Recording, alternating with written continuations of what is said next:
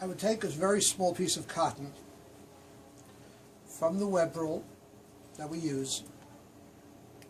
I'd say the size of a very small pea or a lentil, and place it into the nose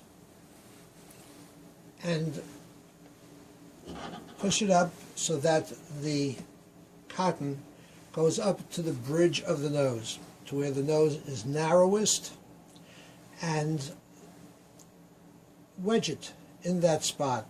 No need to use Moncels for that first little piece of cotton, that first ball of cotton. However, after you do that, I would take another piece of web roll, a little bit bigger than that, make that into a ball that is just a little bit larger, perhaps the size of a pea or even a drop larger than a pea. And I would take some Moncels and place it just over the edge. I would saturate this edge, the one that will go in first.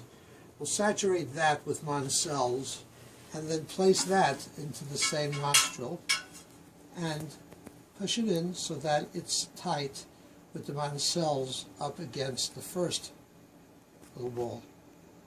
By doing that, you will create coagulation of any blood that may get through the first piece of cotton.